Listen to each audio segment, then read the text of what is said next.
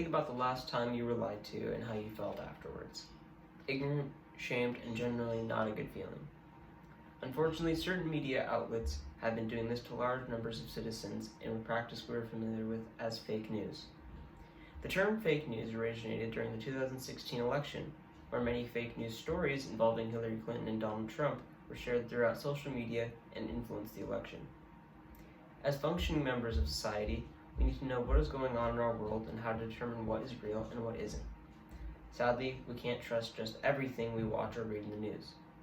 I've read and looked into a few online scientific journals as well as testimony from journalists.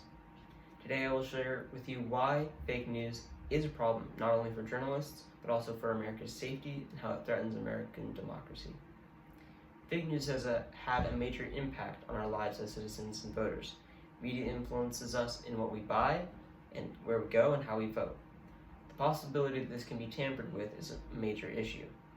In a paper by Jonathan McDonald Ladd called The Role of Media Distrust in Partisan Voting, without any knowledge of or outside circumstances, voters tend to fall back on party affiliation and identification as a baseline for making decisions.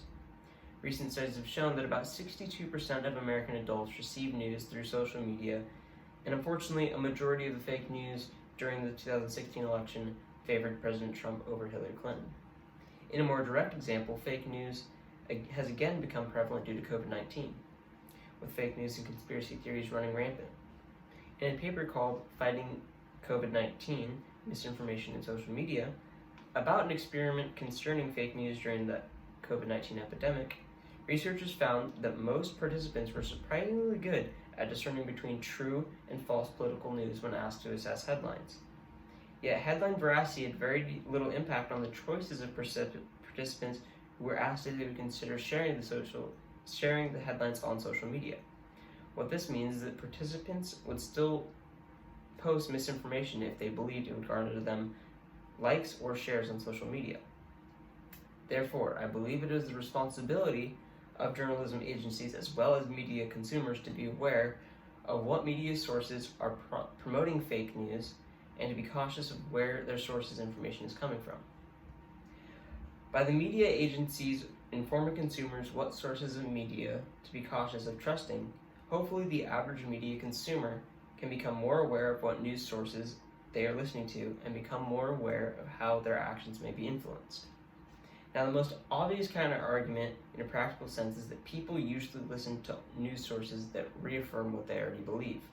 The question then arises, how would someone become aware that what they are being spoon-fed fake news and lies if they only pay attention to one outlet for information? The answer is soft censorship.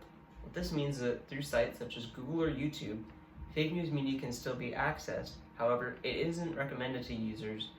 And according to a blog post by Paige Cooper called How Does the YouTube Algorithm Work? A Guide to Getting More Views, in it they write, tech theorists have called YouTube's algorithm a misinformation engine and the great radicalizer due to its tendency to show conspiracy theories, fake news, and increasingly disturbing content to users.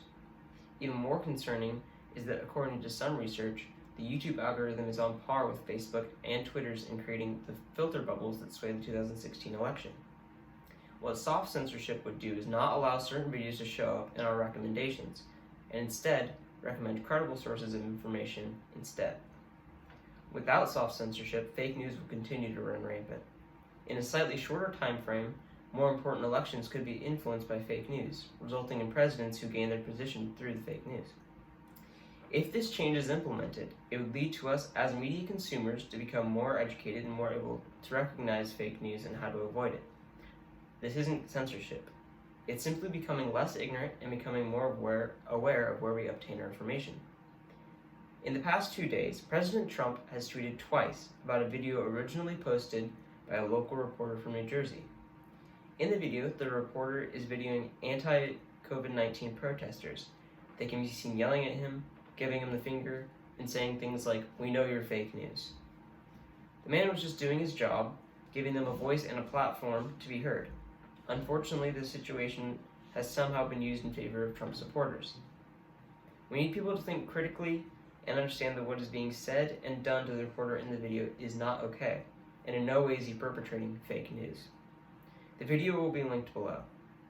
This should illustrate another problem with fake news. Both the left and the right employ it to their advantage, while simultaneously blaming the other side for it.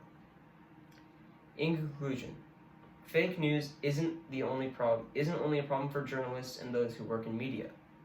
It's also dangerous for those of us that consume it. We can easily be given information that is wrong and will skew our views to extremes. Us as students and voters need to know where we get our information. Becoming leaders and educators, we have a responsibility to acquire and use legitimate information. That's why I'm asking each of you to pay attention to where you get your information and think critically about its source. Thank you.